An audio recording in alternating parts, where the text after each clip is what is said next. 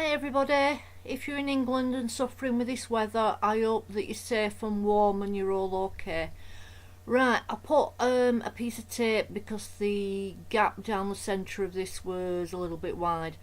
This is a picture I sort of got inspiration from one of my adult colouring books, but the picture that I sort of copied off was way too big to fit in this book. So I drew it out, did it with watercolour, sprayed it to seal it, and then scraped matte medium over the top of it. These are India inks that I'm going round the outer edges, and I bet you haven't put the colours in off that email that sent you the pictures. Do you want to stop and put it in? Anybody wants to know exact colours, let me know. I know which they are because I've got them. It's the browns, but I can easily identify if anybody does want to know. This is the sort of not bright yellow one, umber, I think, something like that, and then this is the brighter yellow one. But if you do want to know, just let me know, seriously. Okay, that's what everybody calls liquid rust. Could it be mean gold or something? I can't remember the name of it, but again, let me know. Oh, I'm useless, sorry. Right, I drew some circles on some more book paper, and basically I ended up folding it in half and cutting the next one out, fold it in half and cutting the next one out, and just carried on cutting and cutting and cutting in different widths. Weren't going for total rounds or anything, you know, just hacking them out basically. I went round the outside with Indian ink, then just normal craft paint watered down while the India ink was still wet. Dolloped it on cracked pistachio distress paint, walloped some of that on while it was still wet on all of them, and then I went round with Pit Pen, thank you. I glued, I put them where I wanted them and glued the bottom ones down. You'll see what I mean in a minute, like that big one up at left. Glued that one down but didn't glue the others down. While that was drying, I went over these with Diner. It's like PBO Diner, that's it, and then fluorescent yellow, and then that would just wiping my brush off on a couple of circles. There you go, you've got to see colours there. It makes them really completely different. Then I used them same colours. Sorry, I'd matte mediumed inside the circles so they were definitely sealed. Then I did the alcohol just in the circles, some of the circles, with that same Diner and fluorescent green in a second. Here's a fluorescent green layer. I did a few layers.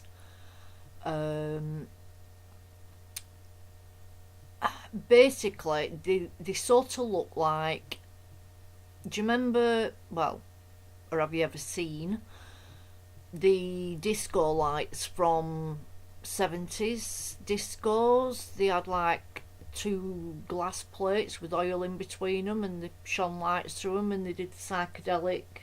Are you dancing psychedelica?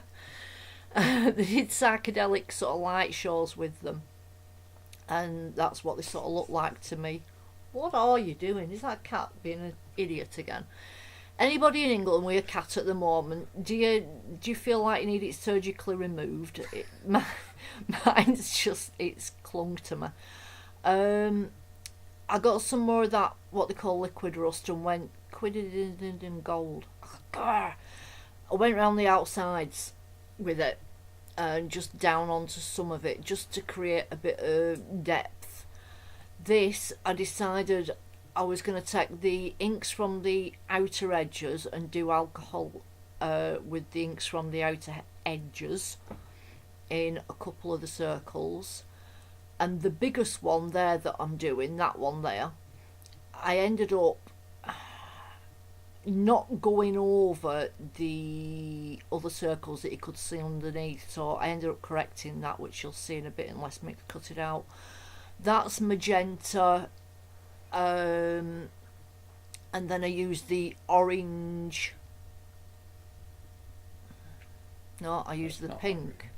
I used the pink one of the diner paints. Why do you know my craft supplies better than I do? Because you bought most of them for me. That's the orange diner in them two, because it just needed a bit more oomph, and it sort of matched the bird, the phoenix or whatever it's supposed to be. This is Intense. I'm just experimenting. I didn't know if I wanted these circles solid, and in which case you shouldn't be able to see through that other one, and whether they cast a shadow and blah blah blah blah. So I'm just like mulling it over. Now I'm matte Mod Podging it down. Looks like I used matte Mod Podge for that. I forgot when I was colouring it in that I didn't do the dots or its eye, and there are a couple of other little bits as well, so I just sorted them out with colours from the circle, that turquoisey colour. Now I'm using my Pitt pen and I'm putting in shadows to give the tail 3D-ness.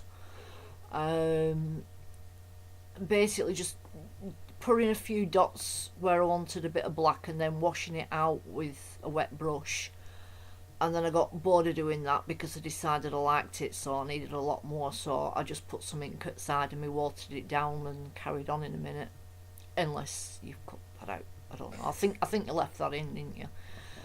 And then when I'd finished putting all the shading in, I went at the top edge of the shading just to make it a definite black line at the top.